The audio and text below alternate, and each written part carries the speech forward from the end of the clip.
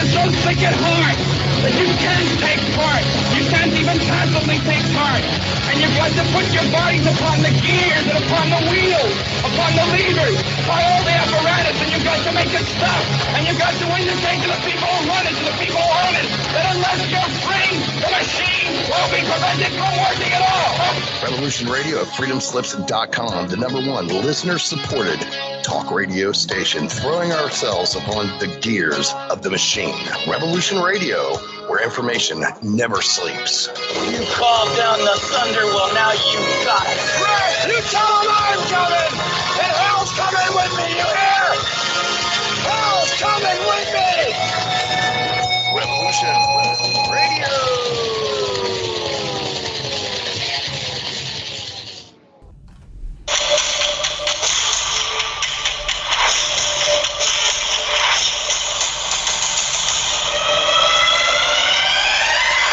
Welcome to Crypt I've Been Thinking. What's this show all about? Well, it's all in the title.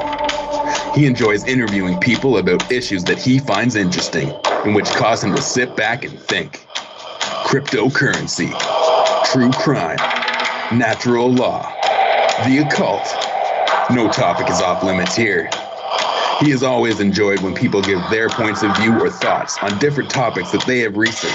And what makes it all great is that it's their unique take on what is being discussed. For that reason alone, it makes it interesting to him. So take that walk down to his crypt. Make yourself comfortable. And just maybe he will be discussing a topic that you have been thinking about. Here's your host, Crypt Rick.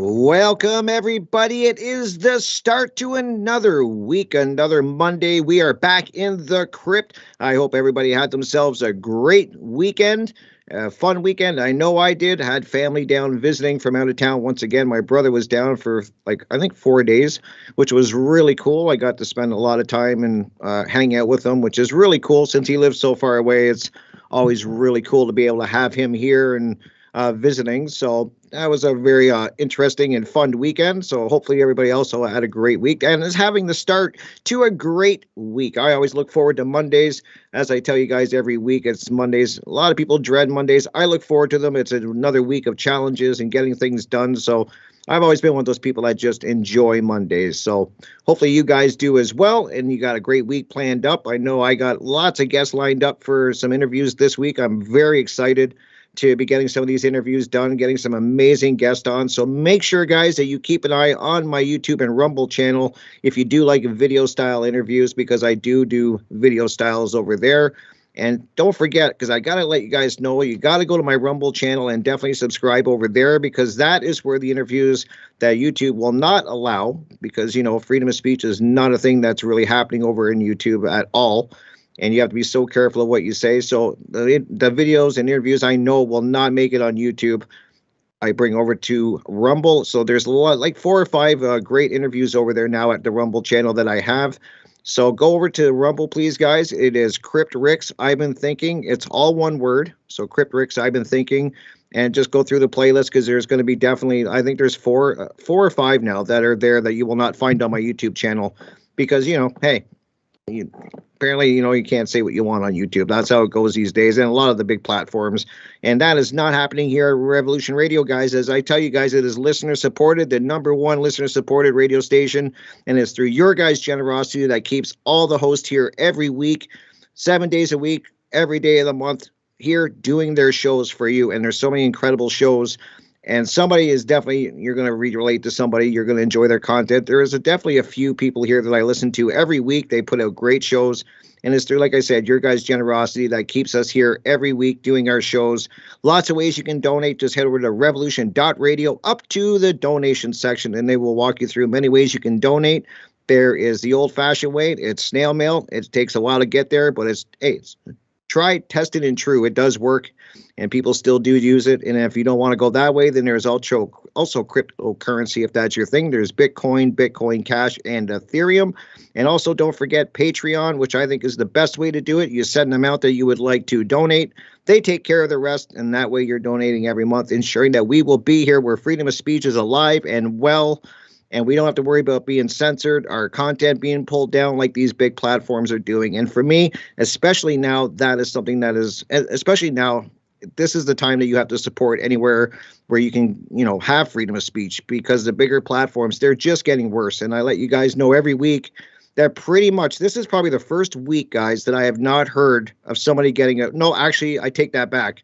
Somebody that I know that does content did get a video and got a strike. So it was for medical misinformation. I was actually watched the whole video that got flagged by YouTube. I have no idea where they were pulling medical misinformation out of, because in the conversation, it wasn't even discussed. So I have no idea. And they didn't even give them a timestamp and let them know where this medical information took place or what they thought. And so he can't even, they just struck it, pulled the video down. He can't even go back and edit it and figure out what they're talking about. But so I thought I was going to be able to say that there's been 1 week so far where nobody got a strike on their channel, and I can't say it. Once again, YouTube went and struck down a friend's content. So crazy, guys. It's getting tougher and tougher to support. So please donate if you can. You're going to ensure that we can keep doing shows and have this freedom of speech, which, is getting harder and harder to find. And I'm really looking forward to the guests that I have coming on here. Finally got a live guest on. It's tough to get live guests on here sometimes, just the time zones and people having, busy lives. I get it. So, I do a lot of my interviews. I pre-record them. And I always let you guys know, I always play the audio versions of my video interviews here first. Gives people a reason to come and check out Revolution Radio, and gives you guys a little bit of a reward for actually coming and checking out my show here. So I play the audio version, but every audio version I play here, the video form up, usually within a week or two, is up on my Rumble and YouTube channel. So if that is the format that you like videos, then please go check it out over there. And so I am excited to get my guests. I did have them on my show quite a while ago. It's been a while, actually. And so it's going to be a great conversation. I know we're going to get into a lot of things. They got a lot going on in their lives right now. And they were just recently on Bill Graham's show, as we all love and know Bill. He's got the show Dreamer and Argon, I think he calls it. I always mispronounce that, and he has to correct me. So I'm looking forward to this conversation. It's going to be a good one, and I'm really curious to see what has been going on in their life and what they think about what is going on in the world, because it's getting crazy. At least here in Canada, I'm really shocked. And the deeper and deeper I dig in to what's going on in here in Canada, it's rotten to the core, guys. It really is. And I'm sure it's like that pretty much everywhere. In fact, I know it is. But I just thought, you always think that maybe we're a little, we're not as bad, and it's not. It's horrible. It really is. And like I said, the deeper I dig, the more rot I find below the surface. And it's just, they don't seem to care anymore. They're just so bold about everything they're doing. And people, at least where I'm around, don't seem to really pay much attention. And what's really bothers me is I meet a lot of people. I try to talk, as you guys know, to people face to face. That's I think the best way to do it if you can. So I talk to a lot of people, and what's really surprising is actually I am starting to run into people. I don't like to use the term woke, but they definitely know what's going on. And the only problem is that they're not doing anything past that point. They seem to have a pretty good grasp on what's going on around the world and in our country, and they get the gist of it. They get a lot of it, but they're not putting any of that into action. They're kind of stopped at taking this information in. And I always say that that's where they want you to stop, where most people stop. You have to put this information out there. That's the only way we're going to tip the scales and start making a big difference, in the aggregate in the world, is by more people taking in this information, becoming very aware of it, becoming well skilled on it, and then actually putting out content and bringing it to the people. And this seems to be this action step that most people that I talk to are lacking. And it's for a very, a lot of reasons. A lot of them don't want to do a podcast or they don't want to do a show. I always tell them there's different ways you can go about it. You don't have to necessarily do interviews or a podcast. I think that's mainly the way you're going to reach people in this tech, with technology. That's how the world's run, is social media and through the technology. So I think it's important to learn. A lot of them don't even have those skills. They're kind of like stuck on their phones and they know how to work those well, but most of them don't even have a computer. And so that's why we're losing, because they have this information. Quite a few people I talk to seem to get a grasp, as I said, but they're just not doing the final step and putting it out in their unique way. It doesn't have to be a podcast. It could be through art. It could be through dance. It could be through music. There's so many different ways, and everybody's got a skill. I believe that there's something they're good at, something they're passionate about. You just got to find a way to put the message into what you're passionate about. So just want to let people know where I stand. And I'm going to be curious to talk to my guest. I'm going to stop babbling because I can sit here and talk for a while, as you guys know. So I'm going to go ahead and see if he's around. My guest, Mr. Vincent Eastwood. Vinny Eastwood, are you there, Vinny? Technically, yes, I am. Technically. It's so good to have you back on here. It's been a while since I've actually spoke with you. I had you on the show a while back, and so I'm really curious to get an update and get your thoughts, like I was saying at the beginning, of what's going on in this world. Because in Canada, where I live, as I was saying just a few minutes ago, it's not good. And so what has been going on in your end? Well, I mean, we've had a huge list of activist media being persecuted and arrested and deplatformed and jailed and assaulted by police and that kind of thing. It's pretty much every single person in New Zealand right now who's really making a difference in any way in social media has had the state or the corporations or something come down on them pretty hard. And at the moment, I think me and Billy are probably the most prescient case, because we were sort of the first to get arrested for protesting during lockdowns, and we've been sentenced to 3 months prison.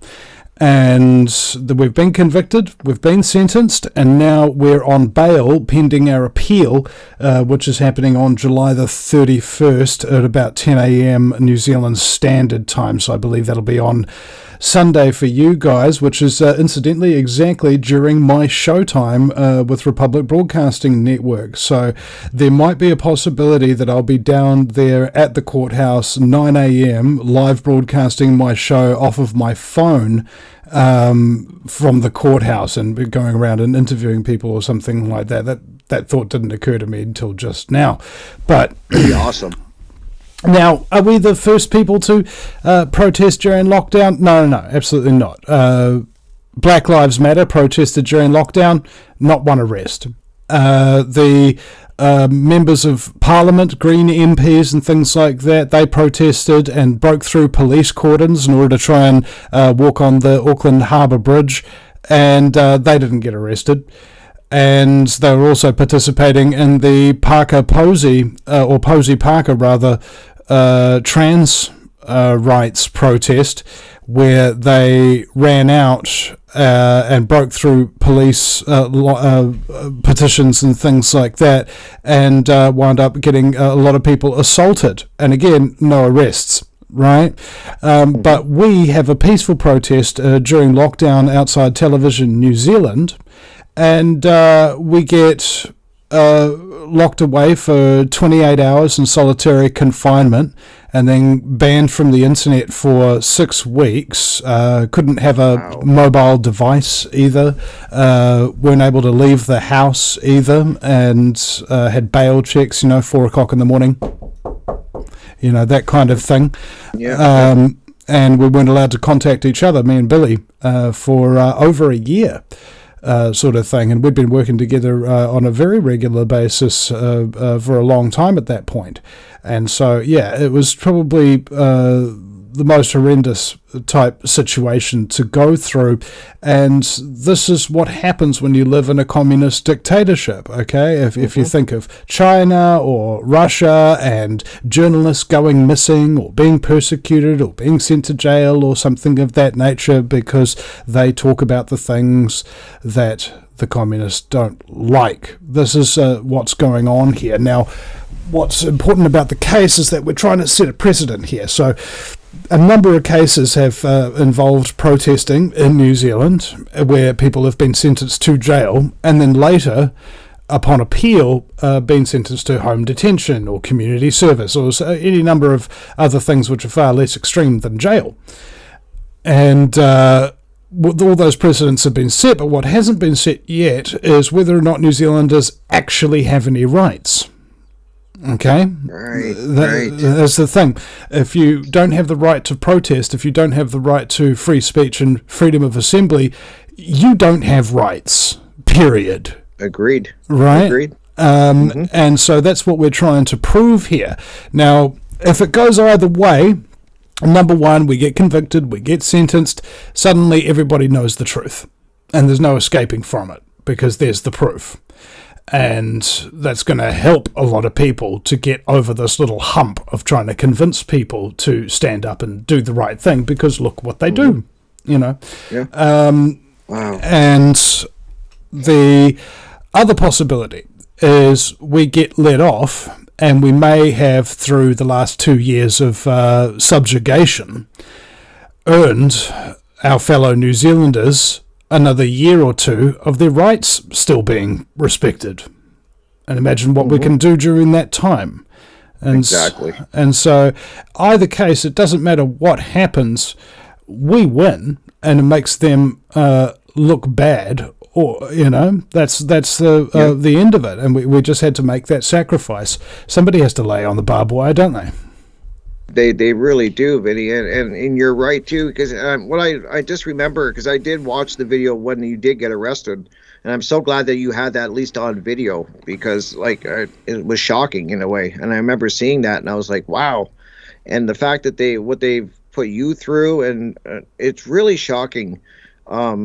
Because I talk to people, I really do try to get out, as I was saying at the beginning of the show. I really try to get face to face with people and talk to them, and just to kind of feel where people are at. And a lot of people, you know, you start talking about how we're slaves. You know, when you really boil it down, and we have, you know, really no rights. I mean, especially here in Canada, it's getting worse. And as I was saying earlier too, the more deeper I dig into what's going on here in Canada, and I'm sure it echoes where you are in New Zealand there, it's just so rotten to the core. Like the whole system is just so rigged against us and rotten, and I'm just like, wow. And a lot of the people I talk to, either they don't seem to care, I don't know what's going on. I talk to a few people, they get the idea of what's going on and they understand, but they won't put their voice behind it, which really bothers me because they do have the knowledge, they do know, but they're not helping. And I mean, we need numbers at this point. That's how we're going to tip the scales. And then I run into other people that just don't seem to have a clue. And I just want to get you to talk about that because a lot of people have trouble hearing that we're slaves. They really, it's a shocking statement, but we're living in a slave system. I don't know how anyone can not see that at this point. Well, let's just pretend. What are your thoughts on this? Let's just pretend that many generations ago, the school system got its hands on your children and started brainwashing them to submit to authority and to do repetitive tasks and to not think for themselves. And so they've grown up knowing only what authority wants them to know, doing only what authority tells them to do. And nowadays, authority tells them that people who stand up for the right thing are evil, and people who are evil are doing the right thing. And it's perfectly reasonable to see why people think that they're free, because the authorities tell them they're free. You know, we're living in the greatest country on earth, or we've got a democracy, or something like that. They just say these things, which are just complete lies. But because people have been lied to their entire life, and anybody who would tell them the truth gets shunned or deplatformed, they got no alternative to the lie. So they never actually got the opportunity to think from birth till death. That's the ideal that the New World Order strives towards. So it's completely unsurprising to me. But, of course, like David Icke told me, you can't convince anybody of anything. But you can tell them things that they cannot unhear. So just because somebody rejects you, stops following you, stops doing this, that, or the other, doesn't mean you lost or you weren't successful or something of that nature. It just means that you've landed a blow that they can never recover from. Good point. Yeah, that's a great point, Vinny. You're so right. I always tell people it's planting seeds. It seems to be the best strategy, at least I have, that I can think of, is, you just plant the seeds, you get conversation going, and then you just kind of that's the best you can do. I think that and I think a lot of people that first start doing this, I know I was definitely guilty of it at the beginning. I wanted to tell people, anybody that would listen for 2 minutes, I would try to download all this information on them at once, and as anyone knows who's tried this, it usually has a bad effect. Usually they turn you right off, or they walk away. They don't even want to listen to you. So I like what you're saying. Like, you got to put stuff in there, get them thinking on their own, because they can't unhear it. And then that's the best part, is that they start thinking on their own and maybe start asking these questions to themselves. That's powerful. It's a powerful way to do it, and the only way that's going to work, I think. Yeah, I mean, nobody woke up because somebody told them to. All right, that's so true. you woke up because you got curious, or because you got sick and you had nothing else to do, or because you got screwed over by some central authority figure, or because somebody introduced you to weed and Bill Hicks. It doesn't necessarily matter what it is, but it's kind of like on what's it called, Animal Farm. How when these animals realized that they could control their own society, they flew out and tried to tell all the other animals that they perceived as being enslaved to come and join them. But because all those animals were well fed and well looked after and things like that, they weren't interested.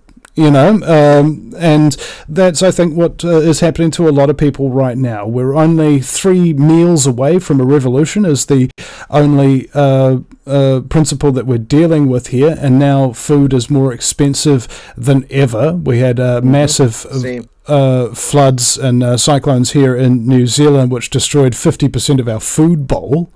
Our fruit bowl, rather, in the Hawke's Bay, where it's rumored that hundreds of people could have died, but the official death toll stands at 8.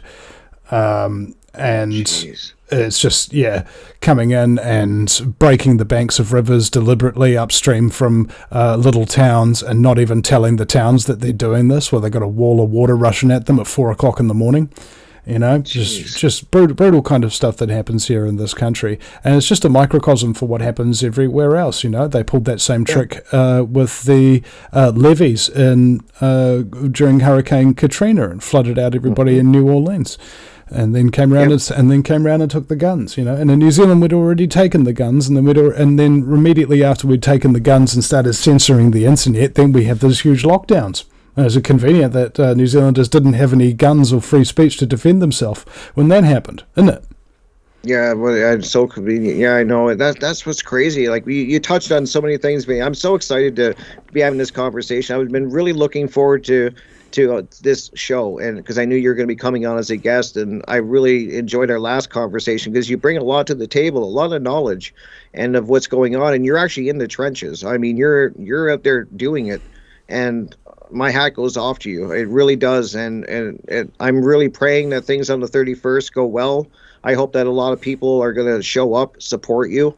And we have to do something, because you bring up a lot of great points. You're just bringing up how, the flooding over here in Canada, we had the fires that they seem to be burning us out, which is no really surprise. But what was shocking is, I don't know how people can't see, but like the fires all kind of in Canada where I live, they were all like conveniently all going at once, and kind of like in this circle pattern. I was like, okay, that's weird. And that's what they seem to be doing. And food here is expensive. Actually, the cost of living up here, and I'm going to be curious I want to ask you for like where you're living. I know that here the food is definitely going up in price. Rent is through the roof. I mean, I don't know how anybody can afford rent where I live. It's even for a 1-bedroom or a bachelor, it's crazy expensive. So the cost of living is skyrocketing here. And I just see what their whole goal is. I see it coming a mile away, what they're doing. So is that like, is rent where you live and all of that, is that skyrocketing? Like give us a picture what New Zealand is like in its current state, from what you've seen. Well, I mean, it might be difficult for people in the US or Canada to understand this, but we're a former British colony. We've got a lot of corruption. The police are like militarized. We've got massive communist infiltration all over the place. The media is completely full of crap. The entertainment is really dumb. People are overly enthusiastic about sports and don't necessarily care about politics or truth. The food supply is poisoned in every way that you can think of. We've got fluoride in the water, chemtrails in the air, and an overwhelmingly dumbed down population from a communist infiltrated education system, and all the intellectuals have been bought off to give free tai-ho to this system, and anybody who wants to speak out against it basically gets persecuted, shut up, censored, destroyed, and demonetized, and what have you. So, it might be very difficult for you guys to understand the situation down here in New Zealand. It's very unique. Yeah, no, it sounds so familiar. Oh my God, it's crazy, Vinny. Like they're really going for it, and I always try to remind people of what they did with the lockdowns and with this whole COVID. Because people forget so quickly, I think, and they move on to the next thing, and they kind of don't. And I just always try to keep that in people's minds, and because it's like they shut the world down. And I know people that lost their whole livelihood. I know people that have been lost their families, and it didn't just stop with lockdowns and COVID. Then it came into the vaccine. You'd have family members that didn't want to get vaccinated, or they didn't believe in it, and then that brought in fighting in the family. And I just always try to remind people of the damage that this did. And I'm starting to see the effects more and more here in Canada where I live. Like now we have homeless people everywhere. It's really. I drove downtown, Vinny, a month ago, and I was like, I gotta go, because I don't get out down to the downtown area quite as much as I should.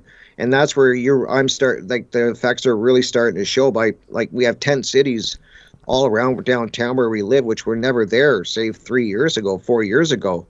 And so I always want to remind people of the damage that this was done, the lie that was put on people, and the damage was astronomical. People lost their businesses, they've lost their families, there's been suicides, there's been, you name it, it's affected it. And I'm so glad that we're kind of talking about this, and that you were there for the lockdowns protesting against them, because I'm sure you see the damage that they're doing and still doing. Yeah, well, as I said, if somebody commits suicide because of lockdown, that's not a suicide in my opinion. That's murder. Murder by the state. Right, and Billy TK, on the day that we got out and protested, he later learned that a young girl, 14 years old, round about the area where he lived, committed suicide day one of the lockdowns being announced. Right, because she didn't think she could get through it. Okay, so that's a beautiful young life just snuffed out, and here we are going to prison for 3 months for trying to peacefully protest that fact. Yeah, that's really what bothers me, is that you were peacefully protesting, and this is where we're at, and it really shocks me that people don't see how severe, we're in dangerous water right now. I just keep thinking that to myself. I'm like, wow, we're so close to not being able to bring it back. I just sometimes I get really down, Vinny. I don't know if you do. I have hope. I want to believe. I wouldn't be doing this if I didn't think people could not turn this around, but it just seems that most people are not. They're in this state of fear, and we need more people like you that are out there protesting this and boots on the ground, because we're losing. I mean, yeah, we are losing, but it's because they've got people out there like me protesting on the ground, and not different people with different skills, different styles, and things like that by the hundred out there doing it. So that's basically the thing that I've been trying to tell people on my radio show for many years. You don't like my style? Find your own, do it yourself. Okay, you'll probably reach people that I won't. You'll probably reach understandings that I won't. You'll be able to be places where I can't be, and do things that I can't do.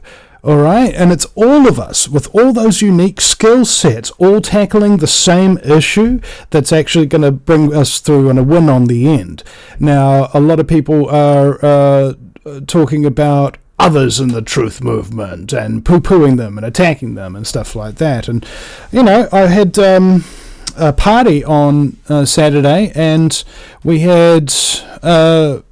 Liz Gunn, not Liz Gunn. I had Counterspin Media, Calvin from Counterspin Media came down, and my mate Wirry from many years ago helped out with the Zeitgeist movement in New Zealand back in the day, and my sponsor from reopen.nz, Henry, came in, and had Sue Gray from the Outdoors and Freedom Party, and her partner Alan Simmons from that party as well, who's founded it, all down there to support me, along with like nearly 100 people as well.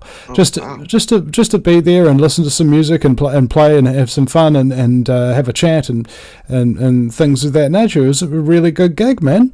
And I think that it's kind of like the first time I've ever tried to do something like that with any kind of seriousness. I mean, I've put on events before, but they're very, very small scale. But the bar that we had available to us was owned by Shane LaRosa, who's also one of the persecuted activists here in New Zealand, who's had his bar license taken off him or been arrested or charged, and now he's just trying to defend himself in court. You know, he held like 99 events or something of that nature during the period of like 2020 to 2022. And during that time, he held a number of freedom parties and got raided a number of times, but only raided during the freedom parties. Interesting. Came in, confiscated all the booze, and took it away in their paddy wagon, never to be seen again. You know, what happened with all that booze, New Zealand police? That's a good question, yeah. Yeah. You know, you'd be surprised how easy it is to live with operating without a conscience if you've got enough alcohol to knock you out, black out, drunk at night so that you don't have to dream. Good point. Yeah. Yeah, you bring up great points, Vinny. I'm just... I always really think of, I just spent so much time thinking about the state, like what you're even saying, and how we got here, and how we it's such like how we get out of it. And it's, I mean, you bring up great points that there's, you know, do your own thing. That's, I always tell people that too, as I was saying, if you may have heard at the beginning, I truly believe everybody's got a skill, something they're great at. And I truly believe, and I down in my heart, that take your skill and use it for fighting back, fighting for truth and freedom and all of the things that we're speaking about, and find a way to do it. It doesn't have to be a podcast or a radio show. A lot of people I talk to, they're like, I don't want it. And they have no interest in it. I get that. A lot of them are they don't know anything about technology, which we should get into, because I hear that quite a bit, is that I don't know anything about computers. And I always say, I didn't know anything about computers a year and a half ago either. And I learned, and it's not as hard as people think. So you bring up great points that, whatever you're good at, get out there and start getting your voice heard, because that's the way we're going to turn things around, is numbers. We don't have them, not yet. And if anybody wants to know what I'm good at, like really good at, other than talk radio, absolutely, it's actually teaching people, particularly old people, how to do all this stuff that I can do in a very short, concise, and easy to understand manner. All right. So there's two things that are wrong, I think, with this kind of technical skill. And the two things are nerds and professionals. All right. And both for the same reason.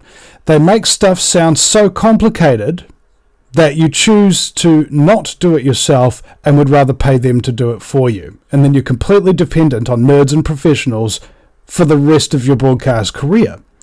Whereas if you are learning how to use, say, for example, this broadcast software that we're using right now, I don't need to tell you any technical terms. I don't need to tell you about lighting. I don't need to tell you about cropping or anything. All they need to do is tell you, point at this, click that, type this in, drag that thing into there, type that thing in, drag that thing over there, make that thing a little bigger by dragging the corner in the bottom left hand. See? It's just simple instruction. And by the end of it, you've got your template for all your live streams to come, and it's been set up in an afternoon. And you wonder why you prevented yourself from doing it for so long. That's so true. And the reason why is because nerds and professionals make it sound too complicated. It's all real simple, but most of the people who can teach it for you don't make it sound simple. That's great advice, and you make a great point, because I was kind of in that boat a couple years ago. I only had my cell phone. I tell people this a lot because I'm a great example of an older person, not old, but I mean, I'm up there in age, and I had a phone, and that was it. I think that's how a lot of people are. I had no idea. I knew I wanted to do a show. I knew I wanted to get my voice heard. I was ready to. I didn't care if people didn't like what I had to say, or if that wasn't why I wanted to do it. I did it because it was the right thing to do, and I had this calling to do it. And it wasn't as hard. I made it out to be something in my mind, Vinny, so much harder than it was. I just remember that, and I think back now, and I'm like, I just thought this was going to be so hard. I was like, oh my God, I don't know, like, how do I do this? And then I realized once you start doing it, and you have a few people such as yourself. I had a friend that, walked me through it very slowly, like you just explained it. It didn't try to make this perfect production in one show. He set me up very basic and walked me through it. It doesn't take much. It just takes a little bit, like an afternoon. You're right. It took maybe a day or two to get everything set up to it was very presentable. And I think people have to get over that fear. This technology fear is where a lot of people are. They're great on their phones. And what's kind of sad, Vinny, too, is that it's not just older people. I talk to even younger people. Some people in their 20s, early 20s, late 20s, they don't even have any idea about technology. They know their phone. They've really, and I think it's by design, they don't want people knowing technology. What do you think? Like, do you think that that's a goal, to keep us on our phone? And well, I mean, the Bible at one point, it was illegal to have a printed copy of it because they didn't want people who could read. All right, people who can read are dangerous because they can not only absorb knowledge, but they can share it as well because they can read and write. And so nowadays, if you're able to broadcast, make a video or make an audio podcast or something of that nature, that's the modern equivalent of reading and writing. Which means that if you don't know how to make a podcast or edit a video or create a website, you are freaking illiterate. Okay? Yep. You are an illiterate, easily detained fool who the establishment praise. You never get your stuff together. Okay? Yep. And that's pure and simple, and I'm sorry if you happen to be one of those illiterate people. I'm not saying that I'm better than you, because it took me 300,000 hours of experience to get to the point where I am, of really hard work for free, so that I could deliver this information to people and know what I'm talking about. That's what it took. And I'm telling you right now, ladies and gentlemen, if you want to create a website, you could have it done by this afternoon. If you wanted to create a podcast, you could have it done within the next couple of hours. If you wanted to start live streaming, you could be done by this afternoon, okay? Regardless of what it is, the stuff is really, really easy. Get yourself open broadcast software and go to Weebly.com, all right? Pretty simple. And that's all there is to it. You just need to have the courage to start. All right? That's what it really takes. It's just courage. What is the thing that motivated me? Was it courage? No, absolutely not. So it doesn't necessarily just have to be courage. I got motivated out of fear. Fear of getting exterminated. Fear of being enslaved. And I realized that I can't protect myself against the New World Order. And so I started trying to help all the people who are currently fighting that New World Order and learning from them and giving them coverage, giving them a platform. Why? Because I believed that although I would never be able to protect myself against the entire apparatus of the New World Order, bar a few obvious things like, no sir, I'm not carrying cannabis, you would have you would obviously hope that when you are facing something that's insurmountable that you couldn't do by yourself, all the other people who you helped by doing something for them that they couldn't do by themselves, all of them have some kind of obligation to come and help you in some small way that they can. That was my philosophy. Now, it turns out that that's not entirely true. Some will come and help you. Most will never even hear what has happened to you. Most. Because people, like, for example, when was the last time you gave money to a homeless guy and walk down the street at some other point and see that same homeless guy and have him remember you and say thanks?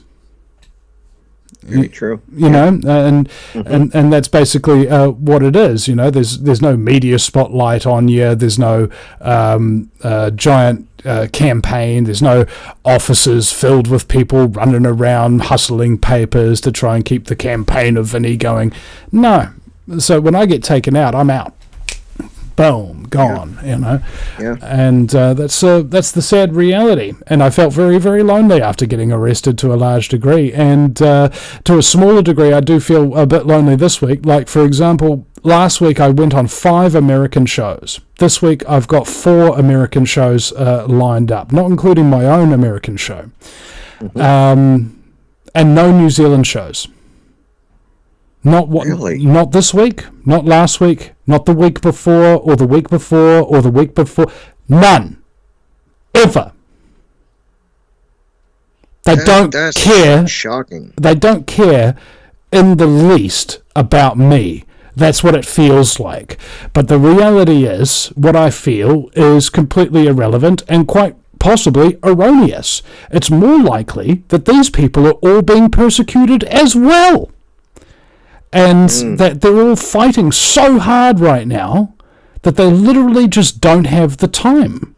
And I can completely understand that, because many, many times I have been contacted by activist friends and talk radio show hosts and people like that I've been associated with over the years, and haven't talked to them in a couple of years, and they come up and they're like, "Why weren't you there, Vinny? I was being arrested, and why weren't you there for me?" And it's like, because I didn't know. All right? I had no idea, man. I was doing my own thing, and I'm so sorry. But I'm here now. What do you need? Yeah. Great point. Yeah. So you think that... I'm just really shocked, Vinny, that nobody in New Zealand is like... I would think that you'd have a lot of people like asking you to come on the show and really like push what's going on, like what happened to you, and that you're going to be, going for your appeal very, very soon. This is coming up quick, and it kind of really upsets me that I don't hear anyone like wanting to get your message out there and have you on their shows. There's got to be people in New Zealand doing shows. Oh yeah, I mean, I had DK Spiracy, who's also one of my mods. He had me on and stuff like that, but he doesn't really have a show. He has a live streaming service. He just sort of like streams the whole time, kind of thing, and playing videos and whatnot. And my mate Gabe, he interviewed me as well for it, but he didn't really have an established show at all. So a lot of those people who do have established shows haven't really had me on. I think I went on Counterspin once for about 30 minutes. That's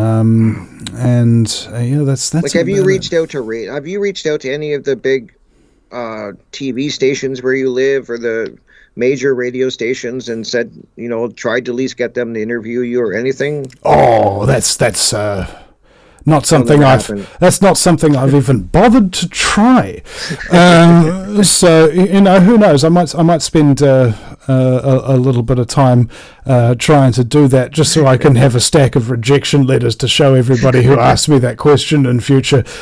I wish I knew the answer before I even asked, but I'm hoping that there'd be like one glimmer of light or something, like, no, there was one station that brought me on, but not, it's just really, I don't know, Vinny. I mean, I just really hope things go well. I can't even figure out how they warranted arresting you for nothing. And that's what's really shocking, is I see more and more of this happening around the world, is that you're just, and when you can't even peacefully protest, I mean, we're in trouble, and that's where it's getting. It's getting like that everywhere. And I've talked to people that have been at other protests. I know some of the truckers that were in Ottawa when they had that going on, and it was bad, like what they did. And people, if they realize what was the stake that we're fighting against and how serious this is, they'd be out there in droves, I would hope. And they just don't really seem to. I don't know what's going on with people. I think fear, as you were saying, maybe they're scared or just don't care. I don't know what's going on, Vinny, but I think people should be out there supporting you and everyone else for what we're fighting for, because it's the foundation. We lose this, I mean, we're done. I mean, I don't know how else to put it. Yeah, well, this is bad. It sets a precedent, doesn't it? Because if they can do it in New Zealand, that means they can do it in any Western country. So that'll be what's up next. And I think one thing that has really helped is people actually recommending me to their other talk radio show hosts that they know, right. People who they've got the contact details of. Hey, have you interviewed Vinny Eastwood? He got arrested. He's been sentenced for 3 months for peacefully protesting. You should get him on your show. That really helps. Especially I mean, the fact of the matter is, I'm the only New Zealander in history that can get on 5 US talk shows in a week. Mm-hmm. Right, and that's just based upon the fact that I've always geared what I'm doing towards an American audience. You know, I make my voice a little sexier, and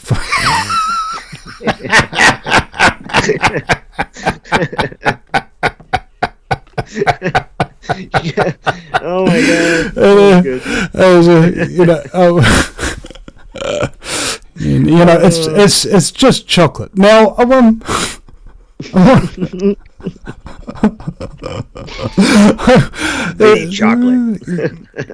I'm starting to crave some Movenpick. Now, the whole concept here is that I understand where the audience is. Okay, if you look at English-speaking countries, all right, mm-hmm. And what do you got in New Zealand? You got 5 million people, maybe 20 million in Australia, about maybe 45 million in the UK, and about maybe 45, 50, 60 million in Canada, and then you got like 300, 400 million people in the US. Which market do you want to target?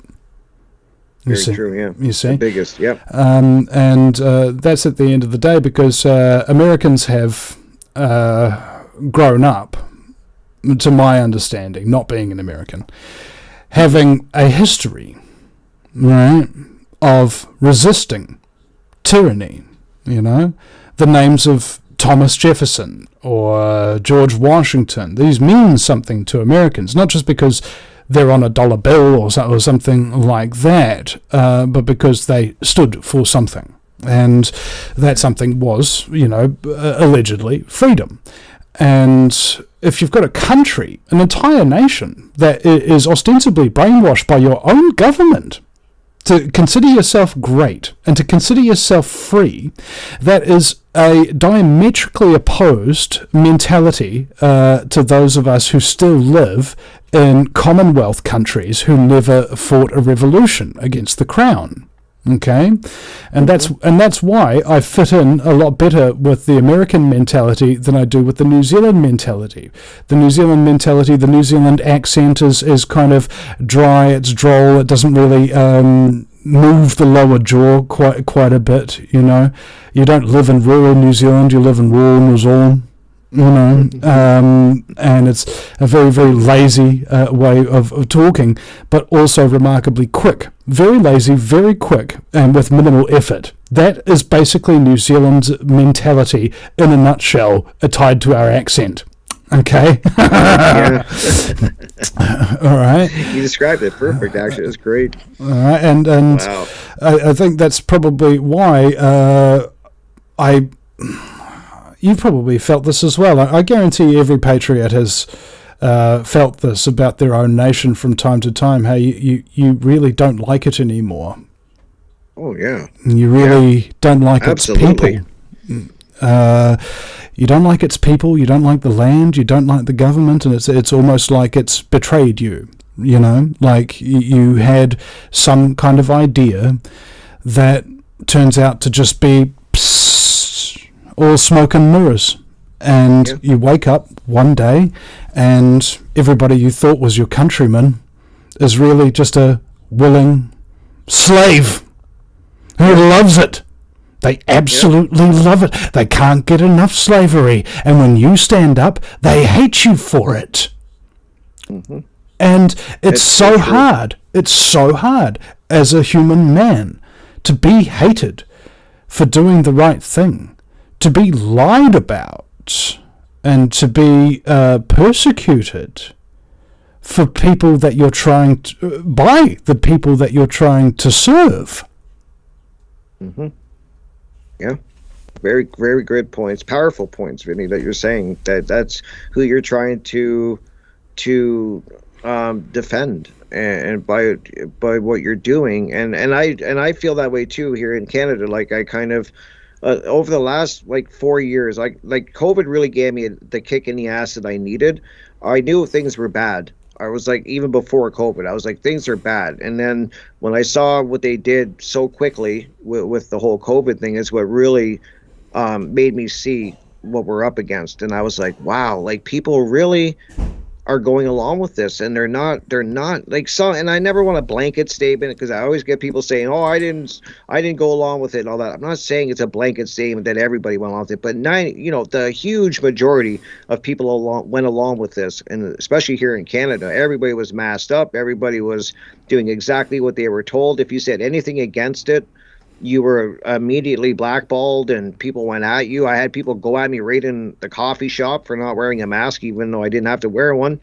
They lit me up and made sure everybody heard. So I saw this going on. And so I get what you're saying by how, patriots and that, you kind of wake up to me, it was like waking up to like, wow, like where am I? Like, is this even possible? And just to let you know, Vinny, like during the convoys that were going on in Ottawa, and that where I live, in the town I live, we had like a miniature little convoy to show support. So people would, we drove down the main strip, and then we all parked in front of our city hall.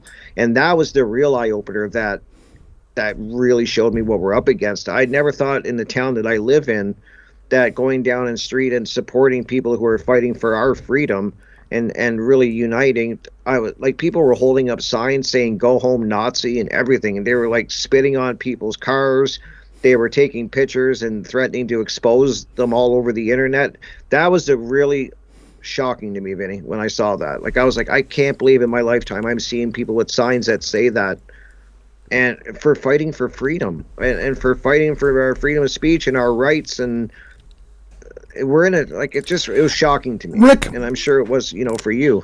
There's a lot of people who've been telling me this for a long, long time, and it doesn't matter what the issue is, or it doesn't matter what they've seen. The common phrase is this: I can't believe it. All right? Now, are you sure that you can't believe it? Is it so hard to believe that there are people without a conscience?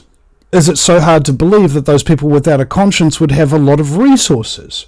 Is it so hard to believe that those people without a conscience that had a whole lot of resources would use those resources to brainwash everybody to serve their interests rather than their own? And so if you think like an evil person, everything in this world makes sense. And there's a simple reason for that. It's run by evil people. If everybody says, oh man, stuff is crazy out there, did it occur to you that crazy people are running it? Right. Okay. Yes, yeah. It's insane, and yes, it's evil. Don't worry about whether or not you believe it. Know it to be true, because it's self-evident. And once you get past that kind of chasm of disbelief and shock and all stuff like that, you become almost apathetic, right? Yeah. I mean, I remember when I interviewed somebody about satanic ritual abuse, and she was in my house for about 6 hours, and we did a 3.5-hour interview during that, and the entire time she didn't stop talking about what happened to her. And it was really, really hard for me to deal with. I couldn't really talk to anybody for about 6 months.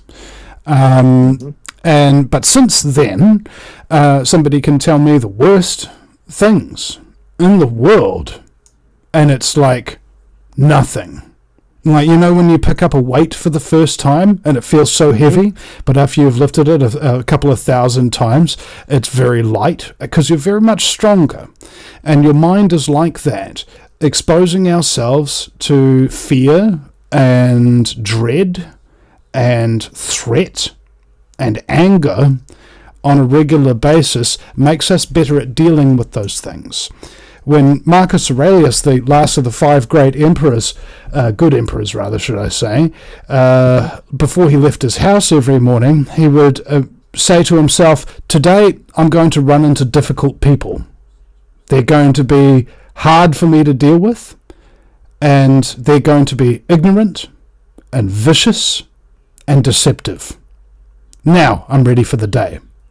Why did he do that? Because if you think everything's going to go your way, you get remarkably upset and incredibly disappointed when it doesn't. But if you remind yourself that stuff often doesn't go your way, you are totally prepared when it doesn't. You understand? That's the same reason he left the palace on many occasions in the pouring rain with no raincoat, so that he would voluntarily expose himself to things that would cause him discomfort and even pain at times, so that when real discomfort and real pain came his way, he was more capable of dealing with it in a calm state. Okay? Now that's what's difficult when you're dealing with your family or with your friends who haven't woken up, who are still on that same page they were when they were like 16, emotionally and intellectually speaking, because you start acting like them. They start coming at you being all difficult, being all ignorant, being all stupid, and then instead of just going, taking 3 seconds before you reply, you immediately react and you get angry and you start losing them. You start losing yourself because you're losing your temper. Wow, and then, sorry, Vinny, I just hold that thought. We are at the top. I can't believe the first hour is already up, guys. Please stick around. We'll be back in 3 or 4 minutes. I got Vinny Eastwood on the show. Excited, great conversation, and he will be back for hour 2. So stick around, guys. We'll be right back.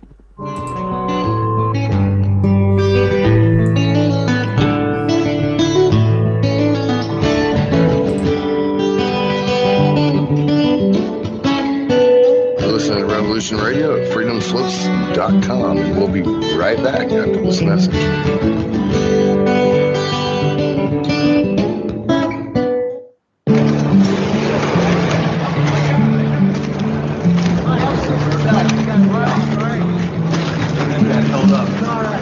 Still out there? You going back in? There's still men out there. God damn.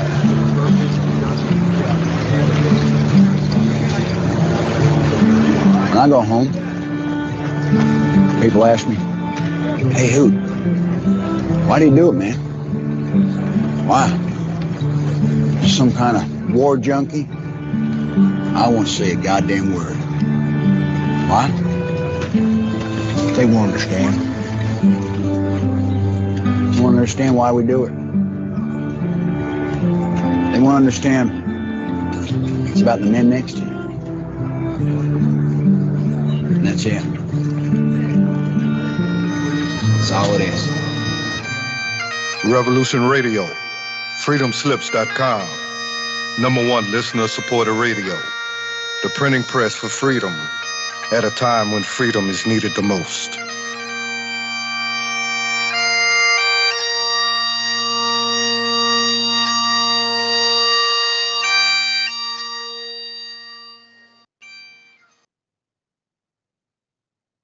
I am Bill Johnson. Some consider my efforts to be an underground law school.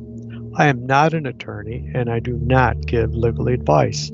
I teach. That's lawful and legal. Consider yourself served. You are to appear Wednesday nights, 10 p.m. Eastern, Studio A. My forte? Foreclosure and contract law. Grab your legal pad and pen. Learn a broad spectrum of law, spanning administrative, criminal, family, tort, and federal law. Fools and losers cling to old cases. I dissect and comment on the latest rulings that control the courts. Don't be a loser. And if you don't appear, you will be held in contempt. I will defend myself against their tyranny. Number 3 is my radio broadcast. I'm squarely in front of the public all the time, and they all know what's going on.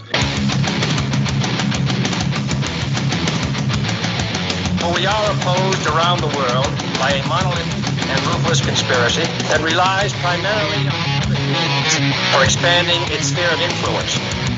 Hello, my name is John Wayne, and I do a broadcast here at freedomslips.com, revolution.radio, called The Unequivocal Truth, DEFCON 1. Freedom and fear are at war. And folks, I assure you, we are in Defense Condition 1, as we journey perilously through this paradigm that we currently reside in. And I ask that you join me every Saturday, 8 to 10 p.m. Eastern Standard Time for The Unequivocal Truth, DEFCON 1. We shall never surrender.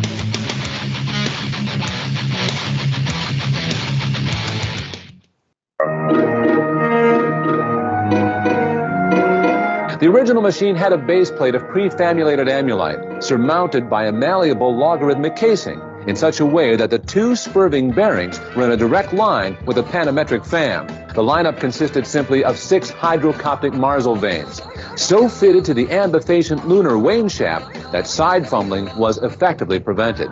The main winding was of the normal Lotus O deltoid type, placed in panendermic semi-boloid slots of the stator, every 7th conductor being connected by a non-reversible Tremi pipe to the differential girdle spring on the up end of the gram meters. Thank you for listening to Revolution Radio, taking the confusion out of transmutated lunar girdle springs for 4 years and running. Revolution Radio, the #1 listener-supported alternative media radio on the planet.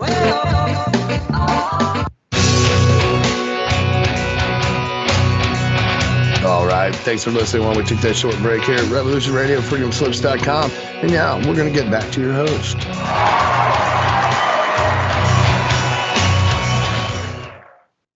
Welcome back, everybody. We are already on hour 2. Amazing. I can't believe, honestly, how quick that first hour went by, but it shows you when you're in great conversation and, you know, having a great discussion, time does fly. And I am just so thankful, so grateful that my guest, Mr. Vinny Eastwood, could take the time to come on the show once again, speak with us, and really bring up some great points. And I hope that, you know, listening to us is going to, at least at the bare minimum, get you thinking and start questioning things, and maybe pushing you towards getting your voice out there, because we do need numbers, guys. We need people out there, as Vinny was saying, and it's not that difficult. It's really not. Believe me, I had this, like I was telling Vinny, I had this monster in my mind of how hard it was going to be to put a show together, and when I started doing it, I was like, wow. And trust me, if I can figure it out, guys, you can figure it out too. There's no excuses. And as Vinny said, if you need help, reach out. I could get you in contact with him. He can help you. Reach out to me. I'll get Vinny and I'll hook you guys up, and he can walk you through and get you started. So, you know, no excuses anymore, Vinny. And welcome back for the second hour. You were making some great points, Vinny, right before a break. And I was thinking during the break that, you know, you make great points about how, you know, people need to start maybe making themselves a little uncomfortable, and you make a great point. And I was thinking that, like, a lot of people, I think, go through life thinking that, you know, it should be comfortable and there should be like minimal stress, and try to, you know, like really try to, you know, not rock the boat, so they say. And I really agree with what you're saying, that, you know, it's not, you're not guaranteed in life to have an easy path, if you know what I mean. Yeah, I mean, I try to be as comfortable and as happy as I can, because ultimately, if you're feeling really depressed and upset or tired or stressed or something like that, when you get on a show, that's going to come across. And that's never been the point of my show. My point of the show has been just to have fun and be yourself. right? Same goes for my guests as it does for me. And if I'm not having fun, it means the audience isn't having fun. So you do have to really take care of yourself if you're going to be putting across that sort of vibe. But ultimately, a lot of the time, stuff isn't fun, and the job isn't fun to a large degree. I make it sound fun, but it isn't. It's hard, and it's lonely, and it's basically, I think, depressing. Ultimately, if you sure. I mean, reality is a depressing thing. Hope is so hard to cling on to, but you do anyway. And I'm just thinking to myself, right now, like, what would I actually hope in? What I actually hope for? And I'm coming up with a blank. Because it's given me such little use to have hope. What has given me a lot of use is doing the work, asking for help. And basically, I think the worst part about being in the truth movement is knowing that the truth movement is part of the general public. And what do we know about the general public? They're brainwashed idiots, okay? And that's true. And if you're in the truth movement, you've come from the general public, haven't you? So there's a good chance that, like me, for the first few years of me participating in this thing, I was an idiot. I mean, I'm still not 100% correct about everything, and I can still improve and things like that. But I'm no longer a complete moron who's easily fooled and misled and things like that. I mean. Had a thing on the show, or rather my party. I had the One Great Work Network logo on there, which is a Illuminati all-seeing eye and that kind of thing. And so a lot of people have decided to stop following me because they think I'm an Illuminati agent now. Really? Well, it's the same principle behind thinking a crucifix is evil because Satanists use it. I know, like.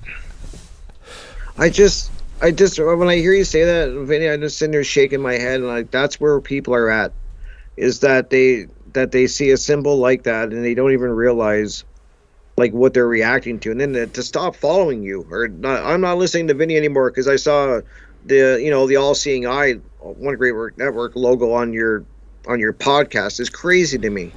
Yeah. Like, it's just like, really, that's where we are with people. Yeah, again, we're all still members of the general public. We've all gone through the same schools, the same brainwashing, the same media propaganda, and we've all woken up in the same sort of veins to things, right? So back in the day, I thought it was an evil symbol, and then eventually I came to learn that symbols can be used by whoever for whatever purpose that they want.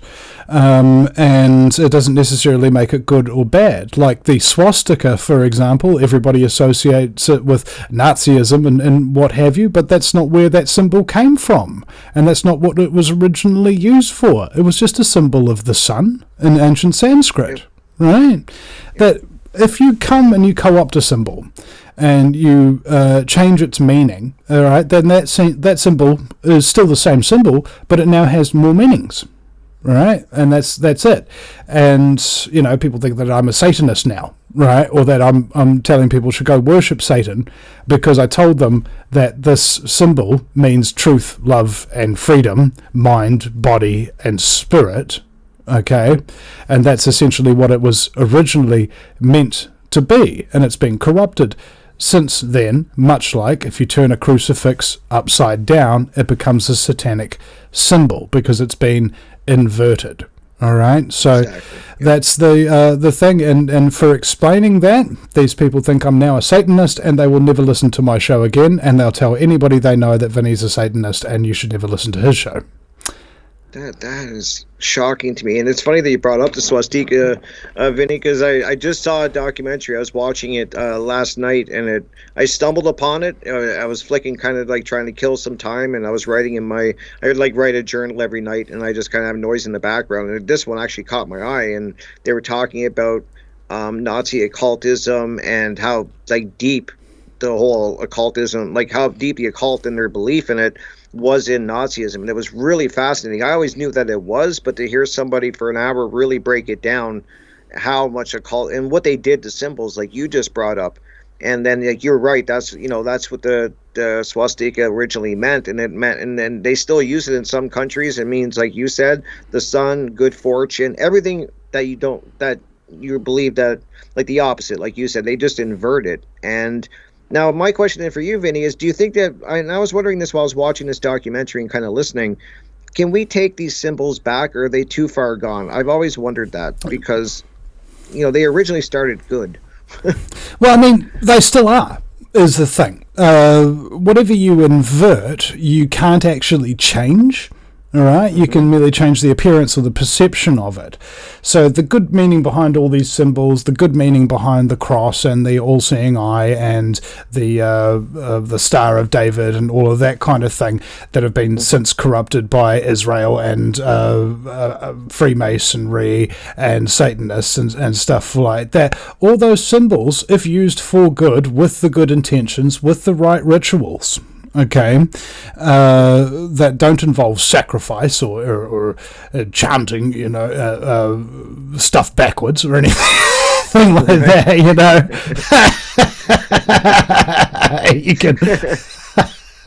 you can still. You're so right.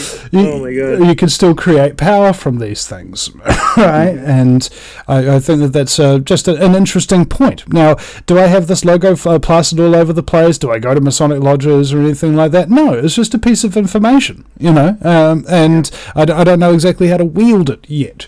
But I do have this basic understanding of it, which basically can't be assailed. And anybody who wants to argue with me is wrong.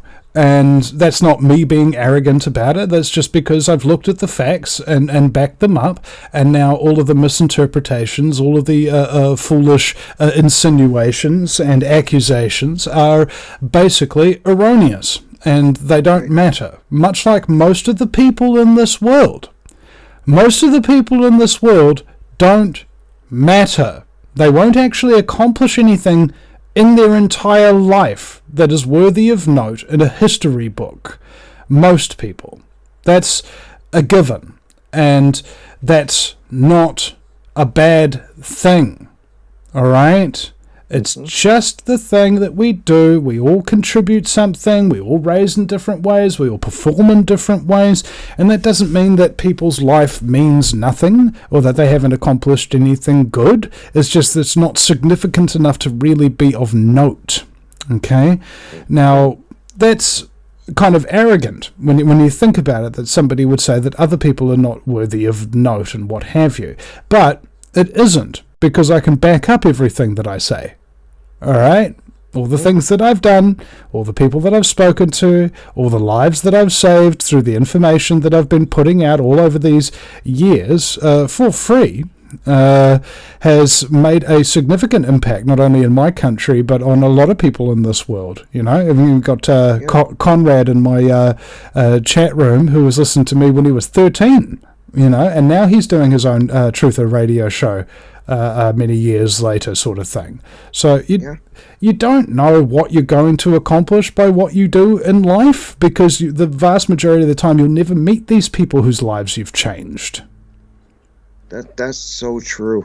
You don't know who you're affecting, and I think about that too. But I'm glad you kind of brought that up, because it's really important. I think is that that's what I've noticed, and the only reason I can say that I totally understand what you mean is that at times I think, is anyone listening, or does anybody care? Am I doing this for for nobody, because nobody listening? And then I'll meet the odd person, or somebody will send me an email, and it's just once in a while, and they'll say, that interview you did, or that guest you had on, they really got me thinking a different way, and they've really got me questioning things. And then for me, that's just wow. So you don't realize who you're reaching. And that's what I think, because I think you'll agree, when you start talking about the information we're talking about, your channel is not going to blow up. At least I've never seen it. People that are doing this, bringing out this information and talking about it, I've always said they really got to struggle for every subscriber they get. And it's, if I wanted to blow up on YouTube, as I'm sure if you wanted to blow up on social media, exactly what you could post, what to say, and you would have probably 500,000 followers. We're not, and I averaged 10 subscribers a video, and I got 65,000 subscribers. So work that out, how many videos I had to make in order to get that kind of a following. Wow, yeah, and you've been doing this a long time. I remember I watch your shows, and I remember hearing your interviews and your shows, and it inspired me. It definitely did. I'm not just saying that because you're my guest. I would say that even if you weren't on this call. I would tell anyone that, and I have told people that. There's certain people that really inspired me to really put my voice out there, and so you are reaching people. I just wish more people would kind of answer the call and get out of this fear state. I know the system's rigged against it to keep people in a state of fear, but they got to kind of break out of this. And what I wanted to talk to you about, because this is something I talk about a lot, Vinny, in my show, is we talk about parenting. And you're a parent now. You have a young son. And so I think that once you became a father, and I'm not a father, so I have to go by what people tell me that have children. Did that change your whole, I'm trying to word this in a good way. No, it really didn't change anything. It really didn't change anything. All right? Really? Okay, I was just wondering about that. No, I mean, if you've already given your life to the service of mankind in God's will, okay, it doesn't matter what the circumstances change in your life, your opinion doesn't change, because your opinion is based on the one truth, okay? Right. And so all children is an extra responsibility and an extra pleasure, all right? And all pleasure comes from responsibility, I think. And that's what people don't really seem to understand in an entirely narcissistic society, is that the things that you are responsible for are actually good for you. And yeah, just taking care of a baby is probably they say, it's the most rewarding experiences. Really, what have you got to show for it? Did the baby buy you a car? Well, no. Did it buy you a house? Well, no, I had to buy all that. Okay. Well, what did the baby give you? And what the baby gave me is these incredibly cute smiles and these ridiculously heartwarming laughs, and these really nice soft little cuddles, and these really funny little sounds, and a huge laugh when he does little things, right? And you kind of look at this as just like, this is probably one of the most valuable things in my life, and I'd be very upset if something happened to it, as you might be upset if the computer that you work on for your daily bread takes a dump. You'd be very upset about it. True. But you're not as upset when your baby takes a dump. Because that's just part of the rigmarole. That's so true, but I was just wanted to ask you that, and I ask a lot of parents that have that, that same question, just because, as I was saying, I don't have a child, but I just I get exactly what you're saying. It doesn't, having a child doesn't change what you're fighting for. You've been fighting for it your whole life since you started getting involved, but I just think about what children are up against, and I'm trying to think as if I was a parent. I would kind of wonder if I'd be overwhelmed because it's so rigged against they got everything so rigged, right? Like you were saying at the very beginning, you got the schooling system, you bring them, and now you're losing kind of contact with your children younger and younger. Like you got daycare, and then you got pre-kindergarten and kindergarten. So I see parents they don't really spend a lot of time with their children. By design, right? Keep both parents working out of the house, and then have somebody else raise your child. So I just think that I just wonder, for someone like you, if you just feel like it's tough. I mean, I guess homeschooling is the way to go. Yeah, I mean, we haven't hit the system. We haven't hit that part yet. I mean, we're still dealing with a newborn here. Right. So at the moment, my daughter with my ex-wife Sarah is going to daycare and stuff, and I don't like that, but Sarah won't let me take Alina, so it's very difficult when somebody won't allow you to have kind of the contact with your child that you want, so I can honestly tell you though, after having a child and then having that child not be with you anymore and live hundreds of kilometers away, I don't think I've actually ever experienced hurt comparable with that. You know, I can imagine. Yeah, and the thing is, you can't really imagine. It's like you wake up in the morning and you just burst into tears, you know, for seemingly no reason. You know, one thought of your daughter goes into your head, and all of a sudden you're crying, like really, really crying, you know. And went through months of that. And it still happens on occasion, but it just happens less and less and less. And now when I see my daughter, I see her so rarely that I feel like I'm a stranger to her, you know. And that's freaking painful. That's very, very hurtful. And so, you know, I want that situation to be sorted out, but I'm the only one who wants that situation to be sorted out, and that's what's difficult. And because I think the one thing that mostly triggers me in my life is having no control over a situation, you know, that I'm involved with. Like what I say doesn't go, or what I say has no value, or what I say is not listened to, or something like that. You know, that makes me feel like I'm a child trapped in a relationship with abusive parents. Yeah, and I totally understand that.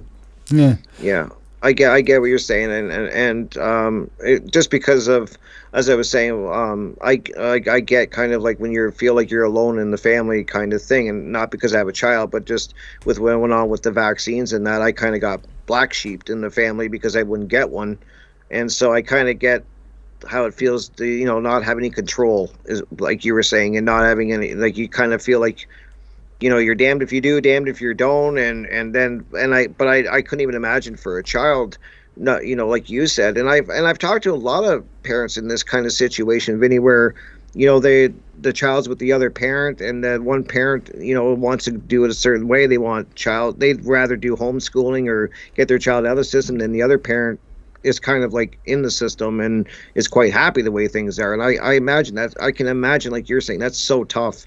I mean, I can't imagine. I really can't. Yeah, I mean, I'm just dealing with multiple simultaneous life crises, you know, dealing with an ex-wife and a new partner and a previous child and a new child, and having been deplatformed and going to jail and being demonized in the media, and kind of being abandoned by a large section of the New Zealand truth movement, which to a large degree didn't exist before I came along. You know, wow, that's shocking. It really that is. I mean, you think that people would be rallying around you and really supporting you. That bothers me that they're not, because as you said, you've been doing this for a long time, and I just think this is so important, what's going on around the world, you know, especially for what you're going through right now. It shouldn't be like, I saw the video where they arrested you. I mean, I was shocked. I was like, wow, like they literally can do what they did to you for no reason. For just peacefully protesting. I'm like, how did we get here? I keep saying that to myself. Like, how did we get this far? And people are still, you think there'd be millions of people in the streets everywhere fighting back, and they're just not. Sorry, I'm getting on a rant here, so I'm going to stop. Well, because it gets me mad. Well, it's like you have to pay attention, all right? And the average attention span is about 3 seconds, so people haven't paid attention for 20 years in a row, have they? That's TikTok, yeah, TikTok quick. Okay, so let's say, for example, that you had a game plan to work over 20 years, maybe 10 different major crises of various natures that all accomplish the same goal and are all implemented by governments that you control. How would you do that without anybody figuring it out? Well, number one, you'd probably want to leave about 10 years in between each crisis of the same nature, so that people would have forgotten about it by the time it happens again. All right.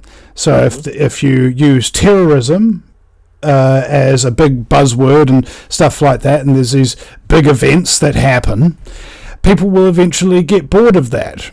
And so then you've got to hit them with an economic crisis. But then people get bored of the economic crisis. So then you got to hit them with a weather crisis. And then people get bored of the weather crisis. So then you got to hit them with a viral outbreak. And then they get bored of the viral outbreak. And so then you got to hit them with terrorism again. You see? Yeah. Boom, boom, boom, boom, boom, boom, boom, boom, boom, boom, boom, boom, boom, boom. The same things over and over again. Spanish flu, World War I, global depression.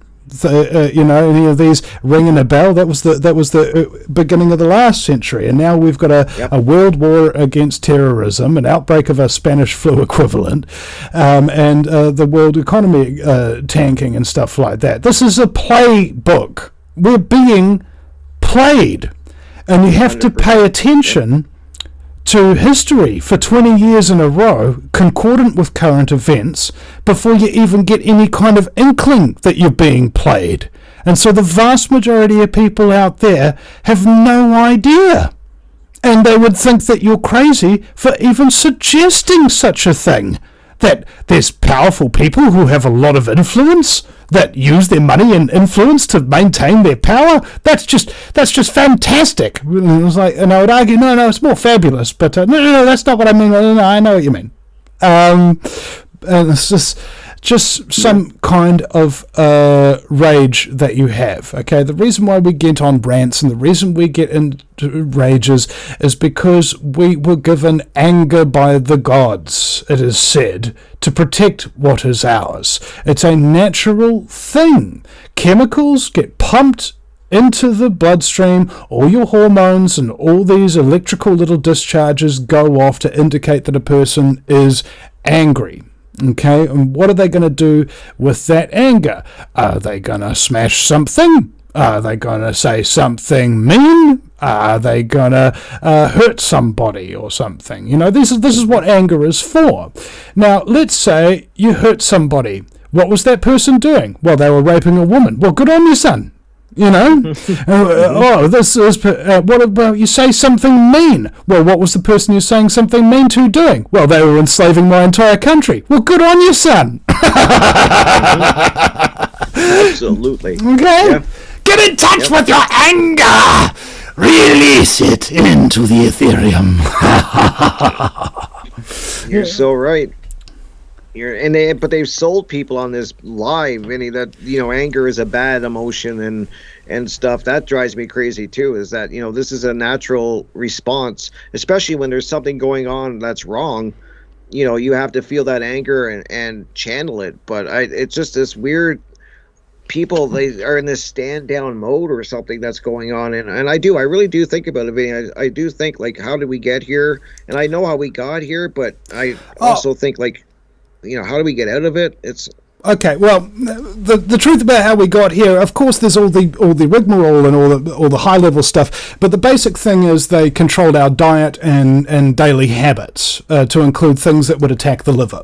All right, carbohydrates, sugar, coffee, alcohol, cigarettes, stress, EMF, Wi-Fi radiation, that kind of thing. It all attacks the liver.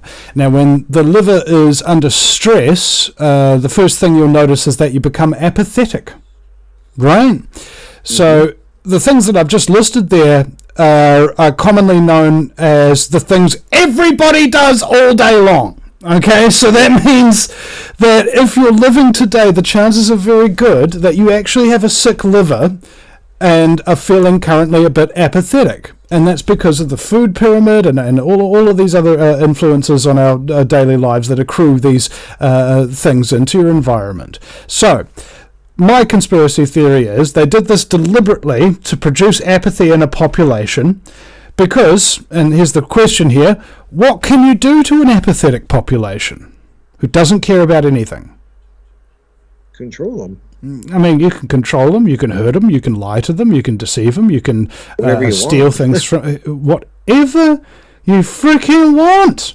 All right, so it makes total sense to me, Tyrants come in, they stop you from leaving your home, they fill you full of poison and so on and so forth, and everybody just sits down and take it. How? Why? How could this possibly happen? Did it occur to you that everybody's got a mild form of liver damage because of the entire diet of the entire country?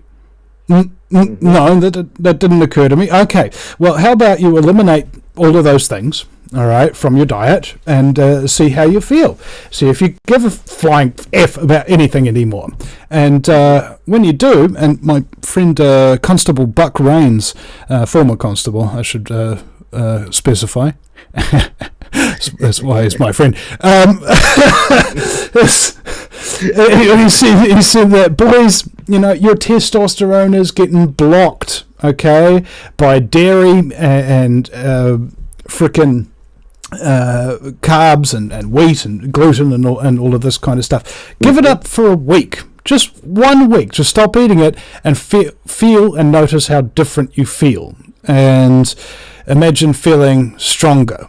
Imagine feeling more energetic. Imagine feeling a lot less tolerant. Yeah, that's a good point. You don't want men like that, especially fighting age males, because ultimately what they want fighting age males to be at this particular point in time is effeminate, weak, all about their feelings and their emotions, unfit, lazy, and apathetic. Because if the males are like that in your society, if you get invaded by a society that has real men, you won't be able to stand against it. Yeah, that makes total sense. It really does when you break it down, Vinny. And then you take away diet is huge. That was something that was huge I noticed a big change in my life when I started really addressing my diet. It was kind of a part that I tell people was kind of last on my list. And it wasn't that I ate bad. Most of the time I didn't eat enough, and that was kind of my thing. I'm not a big eater. I never have been. But when I started to really focus in on my diet and get rid of the bad things and start eating more raw foods and start really focusing in on that, you're right. There's something, it's like they've dampened this primal thing in you. I don't know, this primal thing that I think people forgot they even have. And when I started, it fired me up. And you're right, and they're really coming at us from so many angles, like you just said. We were talking about the food just now. Then I think of the chemtrails. They're in the water system. They've really covered every aspect of it. But food is where that's probably one of the most important to start getting your health back. Because like you said, they're kind of shutting people down to where they're docile. They're just weak. Wow. Oh, we still got you, Vinny? Yeah, you still got me. I was just doing the Curb Your Enthusiasm thing, oh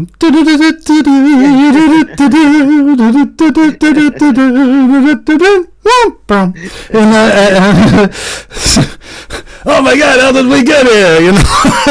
Oh, I know. Yeah, just I think we're talking about some really great things. I really do think that it's so important that we talk about these things. I try to talk about it as much as I can. There's so much to cover. It's we got to work on our diet. And I like the way that you brought up the liver too, because I just interviewed somebody, a doctor, Dr. Melissa Sell, and she really talks about how even past traumas they're finding now in studies. If you haven't dealt with them, that they do lead to affecting different organs of your body. So that when you're talking about the liver just now, I really focused in on that because it just it syncs up really good with what this interview I just did. And I think people have to start realizing that there's so many things that you have to do work on yourself. It's so important. And because it does express itself in a lot of health issues. And you look at people now, they're so unhealthy, most people. It's like, wow. Yeah, bro. It's kind of like a real turnaround from being parented, all right? When you wake up in the morning when you're being parented, your parents make you your lunch for school. They make you your breakfast. They make you eat it. They drop you off at school and they pick you up when you come home, that kind of thing. You're being taken care of. But people don't sit you down when you're 18 and go, okay, all those things that I used to do for you? Yeah. Well, you have to do those things for yourself now. You know, all the nutritious food I made for you for your breakfast and your lunches and your dinners and stuff like that, and all the cooking that I had to do and all the prep. Yeah, you got to do that for yourself now. Nobody really sits down and tells you that. And so what you have is basically children.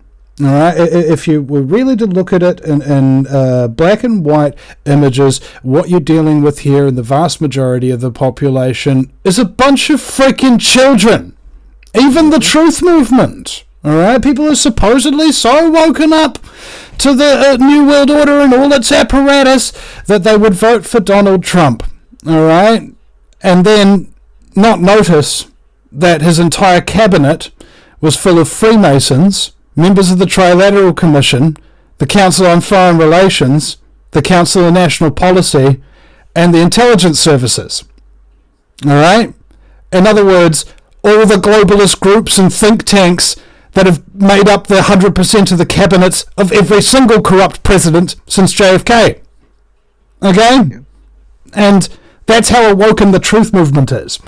When Trump announced his candidacy, that's when I realized we had a big problem.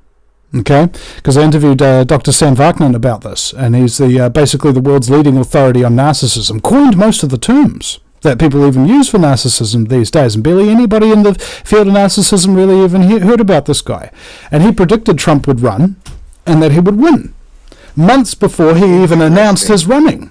And I asked him why he thought that, and he said, well, because the United States is narcissism central. It's spread like a plague. It's will kill about a third of the population, maybe 2/3 if it gets real bad, and then will recede backwards, just like any viral outbreak has throughout history. And he said that what the American public does in every election cycle is that they elect the person who best represents their current level of consciousness. And he said that the collective consciousness of the United States is that of an overt psychopathic narcissist. And so who did they elect? The world's most overt psychopathic narcissist. Just an echo of what people is going on with people in a society. Mm-hmm. I mean, who you get to represent you really does represent you, but not in the way that you think. That's very interesting. Wow.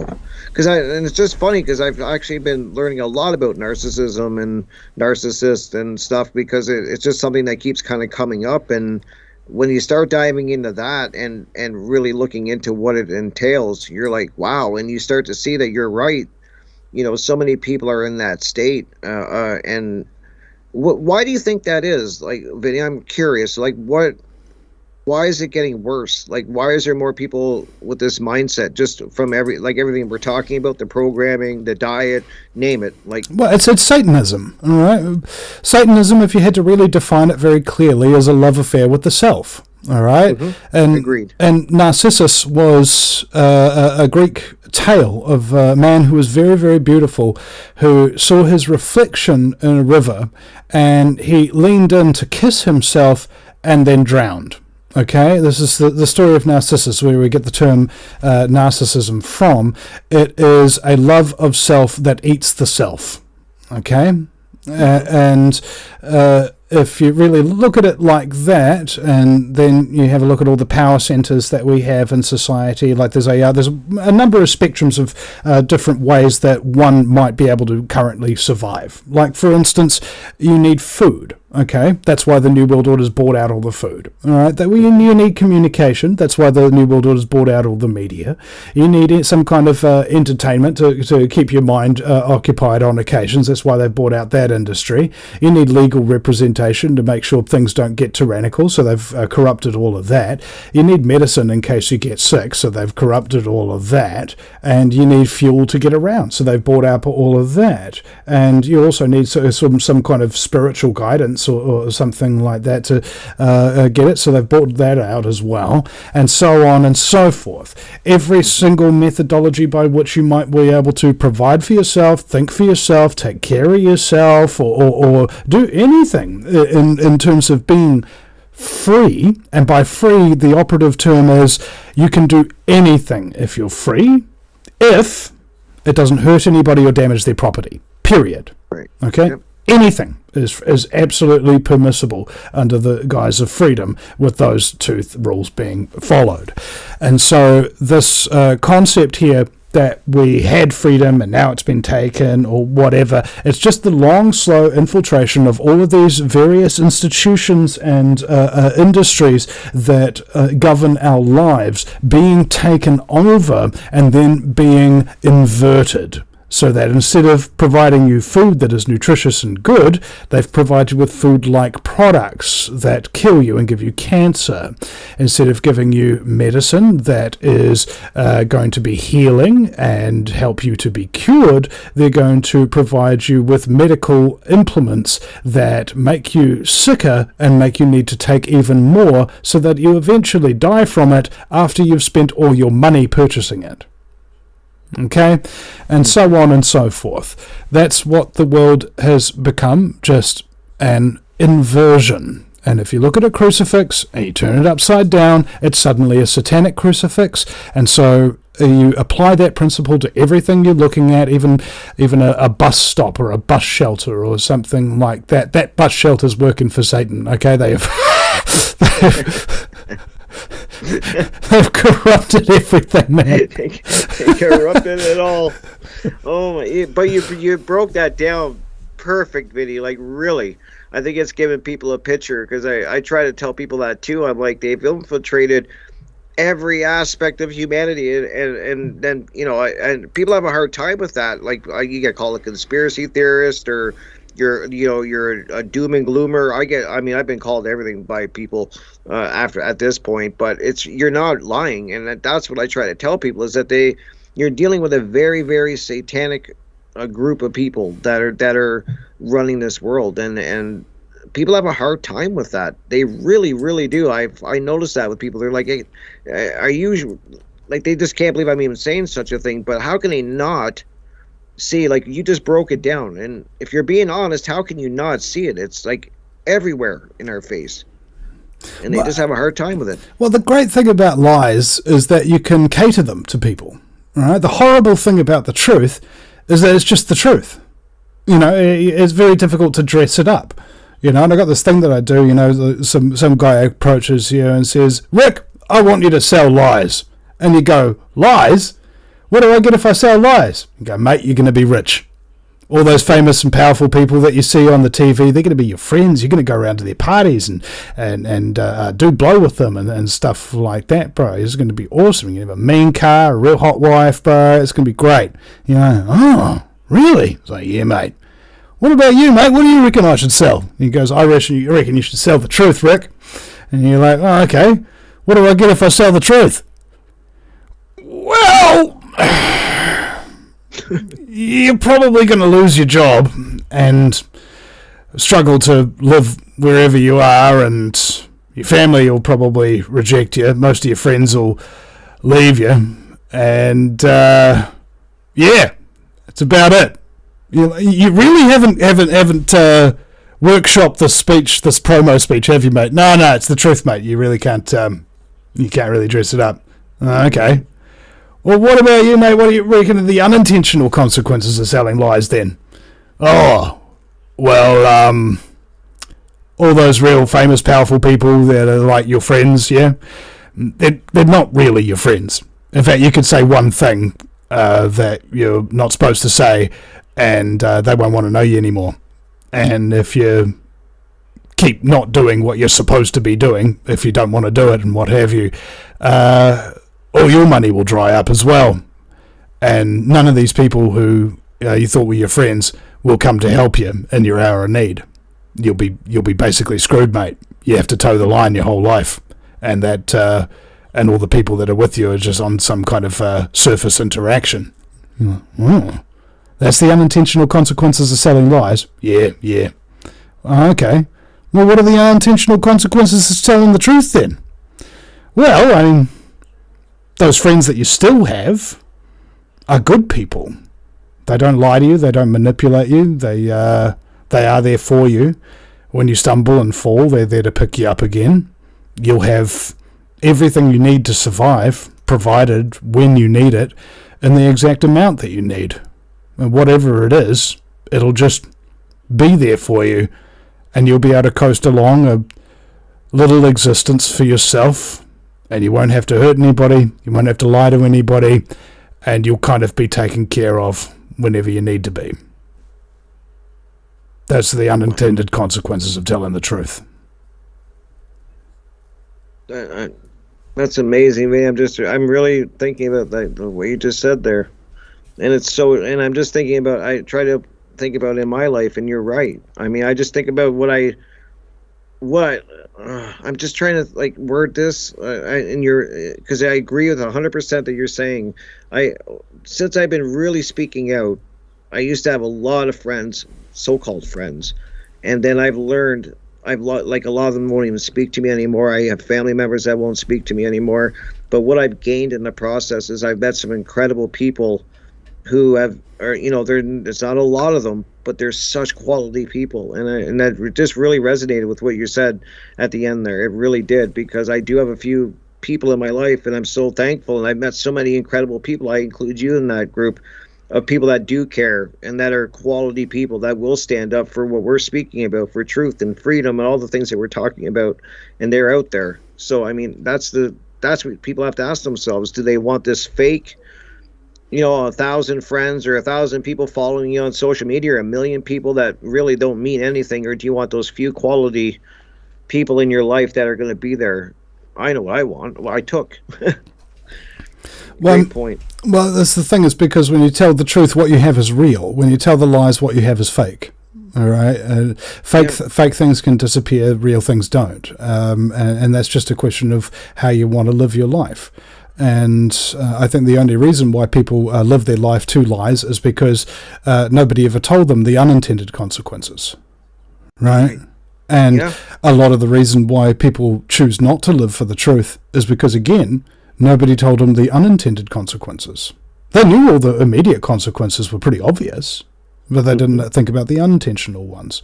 And that's the thing about life, is it's got what I call unintended consequences, like layers of unintended consequence as you run through it, and things start to unfold and bloom like a flower. And I don't know, it's very difficult to predict who you are and where you're going in life or whatever. You know that old adage when people are saying, oh, if somebody told me years ago that I would be here doing this right now, I would have said you were crazy or something like that. But if somebody told me 10 years ago, Vinny, in about 10 years' time, you'll be getting arrested and getting deplatformed and also simultaneously getting support from huge amounts of people around the global truth movement, I'd be like, well, yeah. I mean...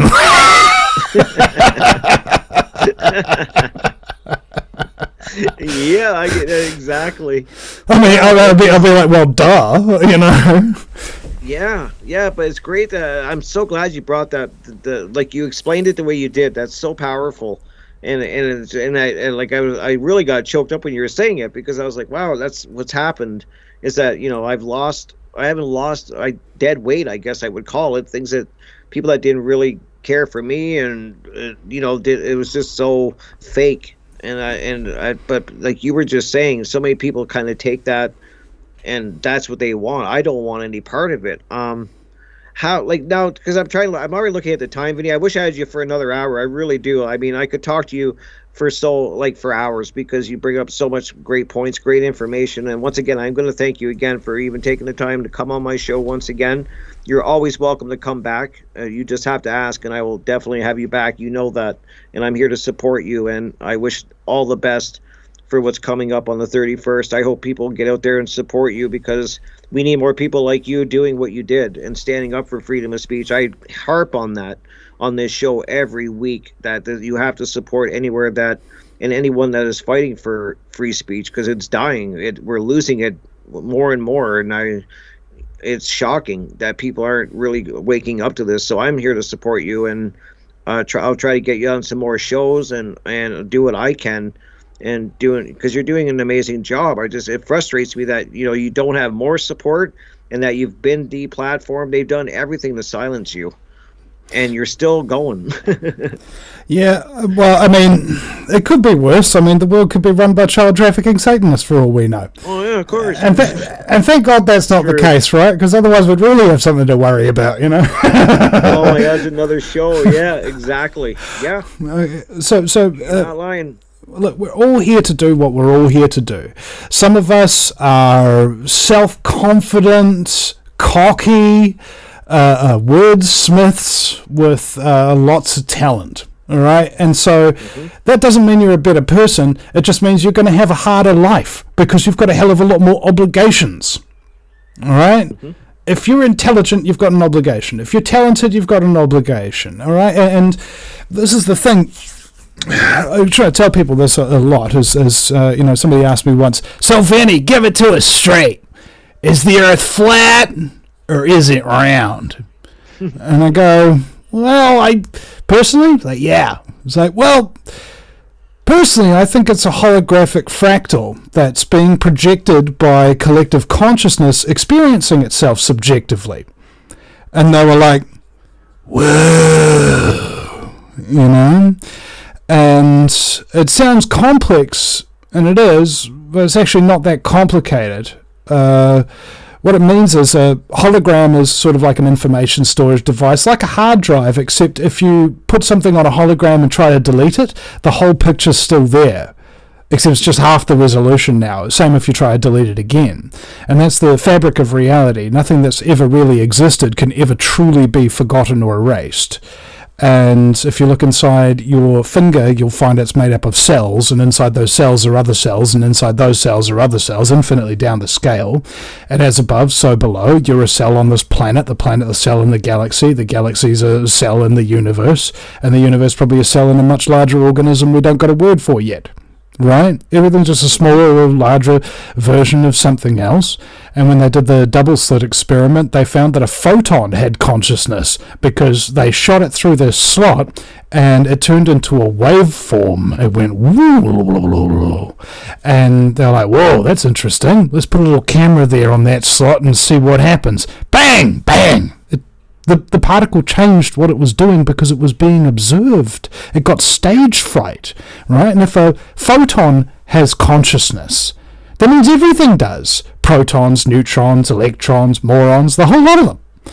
You know, some of them with lesser or greater degrees than others, but they've still got some kind of consciousness, and they're all collectively, including you and I, projecting reality. And we're slightly different to a lot of these other organisms that have consciousness because we're what's known as a fifth dimensional consciousness being. First dimension's a dot, second dimension's a line, third dimension's a box, fourth dimension's that box moving through time, and the fifth dimension is the box beyond time and beyond space, and that's where all your thoughts come from.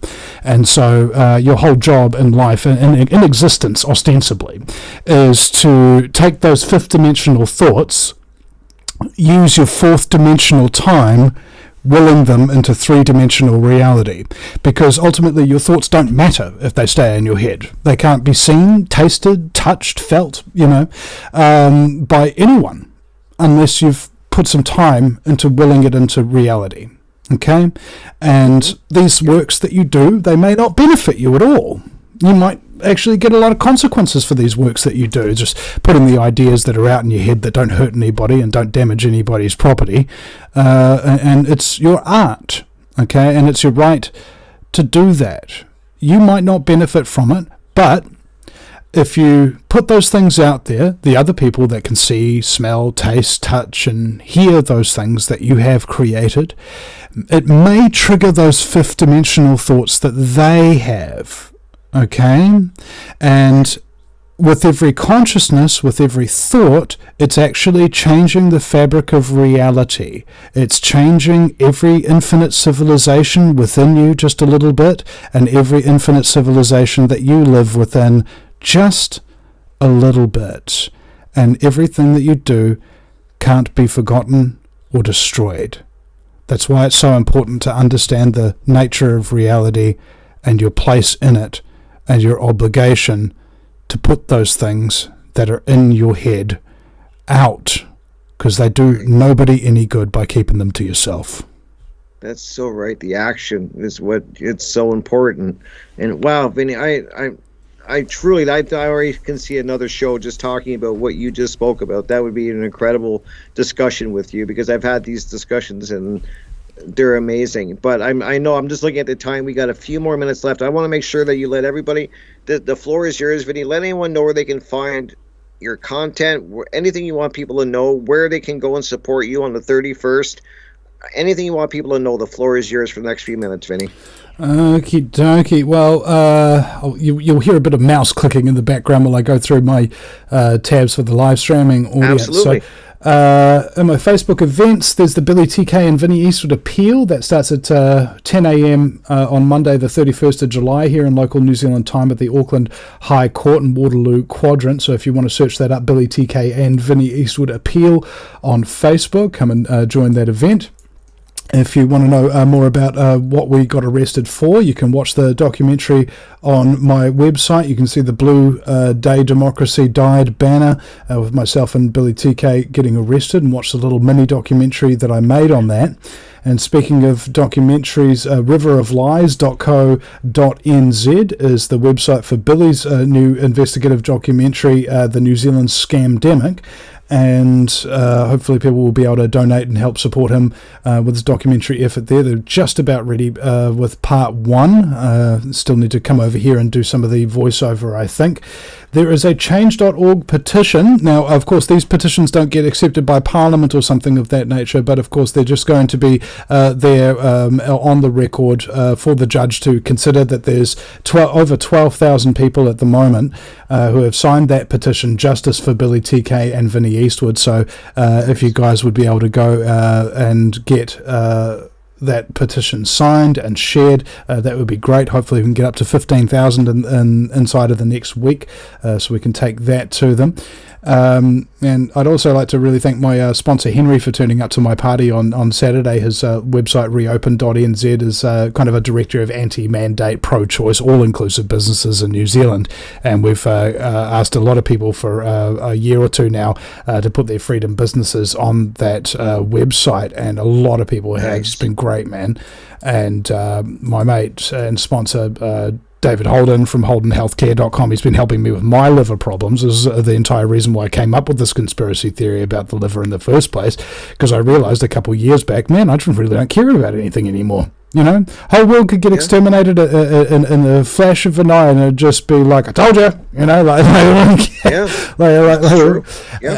and so he's really been helping me with my adrenal fatigue and all of that kind of stuff. I've gotten off the coffee, and my diet is much better. It's still not perfect, but I'm starting to get there slowly but surely.